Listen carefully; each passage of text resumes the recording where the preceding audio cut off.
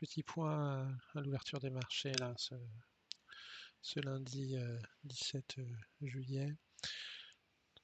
Donc, je rappelle que l'idée c'est que depuis, enfin, en vue semaine, on a eu une très longue euh, distribution ici là qui a duré de avril 2021 à début 2022.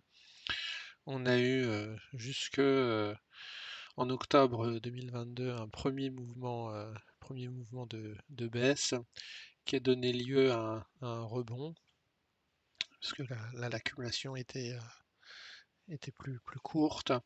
Ce rebond nous a fait retracer la totalité du premier mouvement de baisse et même aller un tout petit peu plus haut. Donc, ce qui fait que en unité de mois, on est ici sur une divergence baissière. Euh, donc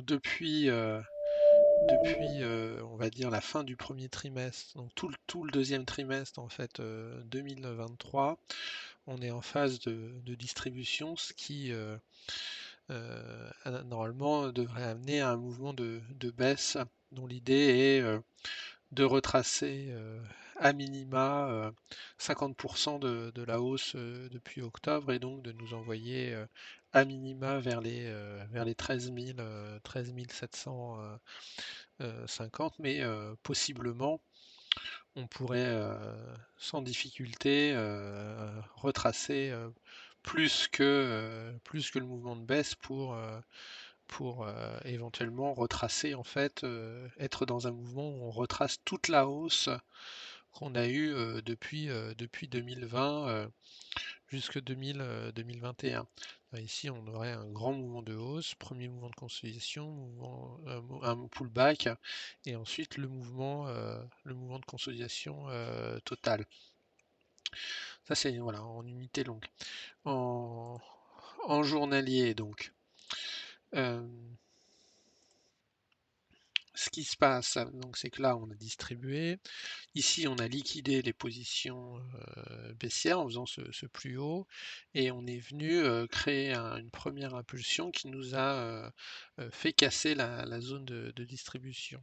Quand on était là, ici, là, j'indiquais qu'on était en train de faire une figure de retournement en unité horaire, et on devait avoir un pullback qui retraçait à minima 50%, donc il nous envoyait à minima dans cette zone. Ce qui s'est passé, c'est qu'on a retracé jusqu'à combler les déséquilibres ici. Voilà, donc toute cette zone de déséquilibre a été comblée.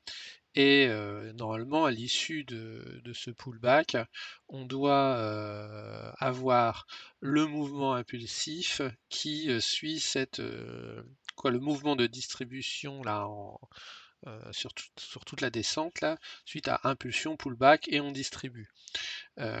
Sachant que à minima, on devrait aller dans la première impulsion soit sous les 14 600, soit on pourrait directement aller sous les 13 760. Ça dépend, de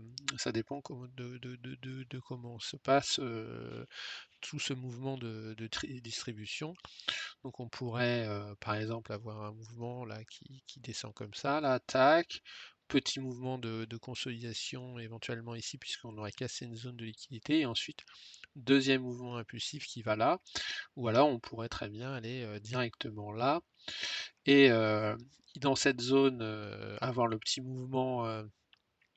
rebond technique, et ensuite aller sur les 11 830, ce qui nous ramènerait en fait directement sous les plus bas d'octobre. Donc comme ça fait, on n'en sait rien de comment ça va se dérouler, euh, mais voilà.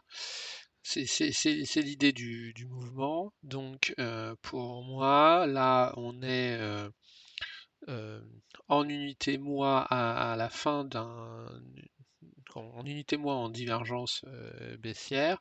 En unité semaine, on a fini une phase de distribution, donc maintenant on doit avoir un mouvement directionnel vers le bas.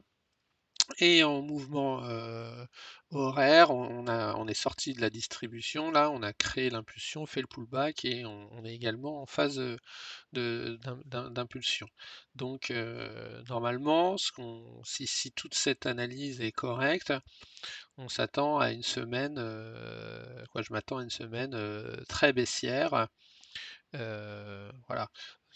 Après, ce qui est tout à fait possible, c'est que la lecture reste mauvaise et que on n'est pas sorti de la phase de distribution, un peu là comme ici où on avait eu une impulsion. Non, ici on avait cassé le plus bas, on était remonté, on avait eu l'impulsion, on était revenu et on avait fait encore une oscillation. Ça c'est aussi envisageable qu'on reste en range et que on aille simplement ici et qu'on continue.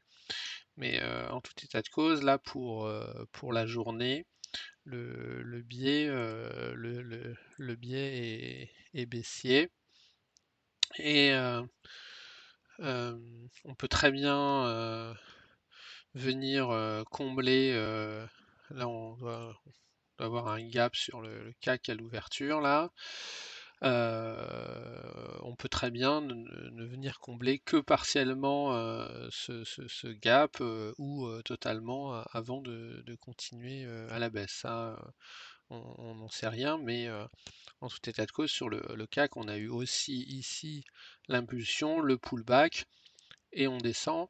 La dernière fois qu'on a eu ça, c'était ici, là, où on avait eu l'impulsion, tac, le pullback, et ensuite on était descendu, descendu, descendu, descendu. On avait eu le gap qu'on avait comblé partiellement, mais ensuite on était descendu, descendu directement comme une pierre. Voilà. Donc, a priori, c'est plus vers ce type de mouvement que je pense qu'on va aller.